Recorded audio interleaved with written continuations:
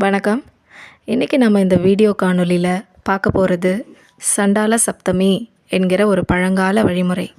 அதென்ன சண்டால சப்தமி அப்படின்னு கேட்டிங்கன்னா, அன்னைக்கு தான் சூரியனோட கதிர்கள் அந்த வருடத்திலே முதல் முறையாக கதிர்வீச்சின் வீரியம் அதிகமாக பூமி மேலே படக்கூடிய ஒரு நாள்.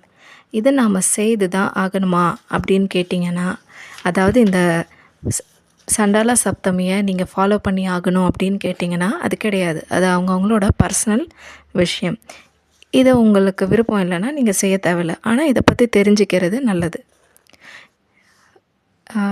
இல்லைன்னா வரக்கூடிய வெயில் நாட்களில் தேவையில்லாத நோய்களால் அவதிப்படக்கூடிய சூழல் உருவாகும். அதனால் இதை பற்றி தெரிஞ்சுக்கோங்க. இந்த சண்டால சப்தமி அன்று காலம்பரை எழுந்து வீடு வாசல் சுத்தம் பண்ணிவிட்டு அடுப்படியை சுத்தம் பண்ணிவிட்டு நீங்கள் சமைக்க ஆரம்பிக்கணும். அப்படி கேட்டிங்கன்னா அதான் கிடையாது. அதுதான் கிடையாதுங்க. அன்றைக்கி நீங்கள் சூடான பொருள் எதையுமே சமைக்கணுன்னு அவசியம் இல்லைங்க.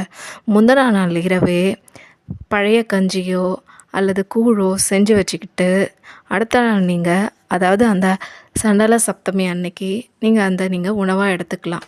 இது எதற்காகனா, அன்னைக்கு பார்த்திங்கன்னா சூரியனோட கதிர்வீச்சுகள் அந்த வருடத்திலேயே முதல் முறையாக அதிகமான வெப்பத்தை தரக்கூடிய நாளுங்க. அன்றைக்கி நீங்கள் சூடான பொருள் எதையுமே சாப்பிடக்கூடாதுங்க. இதில் சயின்ஸ் மட்டும் இல்லைங்க, இது முத்துமாரியம்மனுக்கும் பிடிக்காத ஒரு விஷயம். அன்றைக்கி நீங்கள் சூடான பொருள் எதையுமே செய்யாமல் குளிர்ச்சியான உணவை எடுத்துக்கிட்டு குளிர்ச்சியான உணவை உங்கள் வீட்டில் இருக்கவங்களுக்கும் கொடுத்தீங்கன்னா அந்த முத்துமாரியோட மனசு குளிரும். அது மட்டும் இல்லைங்க, அன்றைக்கி நீங்கள் வெறும் கால்களில் நடந்து பார்த்தீங்கன்னா நீங்கள் ஒரு நல்ல ஒரு பாசிட்டிவ் வைப்பை உங்கள் உடம்புல ஃபீல் பண்ண முடியும். சூரியன்கிட்ட போய் நின்று நீங்கள் உங்கள் கால்கள் தரையில் படுற மாதிரி நின்று நீங்கள் வழிபட்டு பாருங்கள். உங்களுக்கு அந்த சூரியன்கிட்டேருந்து ஒரு நேரடியான அதிர்வலைகள் உங்கள் உடம்புல நீங்கள் ஃபீல் பண்ண முடியும்.